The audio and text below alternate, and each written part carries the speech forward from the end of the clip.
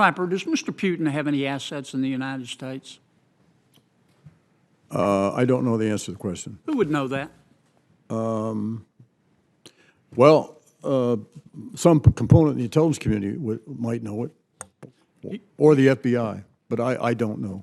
Do you know if any of Mr. Putin's friends might have assets in the United States that are being held for Mr. Putin? That's a possibility, yes. Who would know that? Same person? I'm sorry? Who would know that? Same person? I would guess the FBI. Okay. If the intelligence community and the Attorney General knew all this information about Mr. Flynn, how did he get a security clearance? Knew what about Mr. Flynn? Well, that he'd had a conversation with the Russian ambassador about sanctions. Well,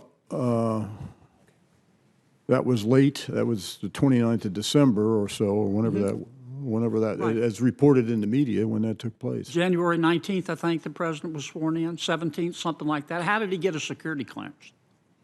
Well, he had a security clearance and had one for a long time. He's a career military intelligence officer. I don't know the specifics of when his fell due. The system is every 5 years. The current system, every 5 years, you're supposed to get a periodic reinvestigation, and I don't know the details of that.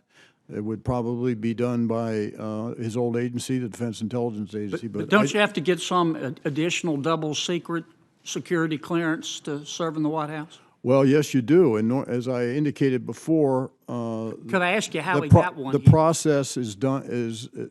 I don't know how it's done in this administration. Okay. But my own knowledge of how it was done when I served in the Bush administration and again in the Obama administration, there is an extensive vetting process by the FBI. Okay, let me stop you because I've only got 50 seconds. Ms. Yates, are there any reasonable arguments that can be made in defense of President Trump's executive order?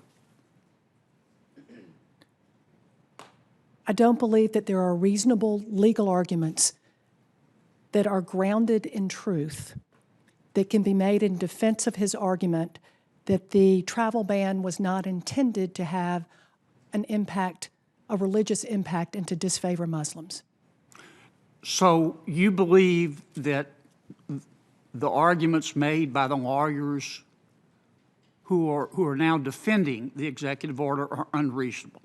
I believe that the Department of Justice has a responsibility to uphold the law and to always speak the truth, particularly when it's about something as fundamental as this executive order was, that deals with religious freedom. But let me say this, I have tremendous respect for the career men and women of the Department of Justice, including the lawyers in the civil division who are handling this.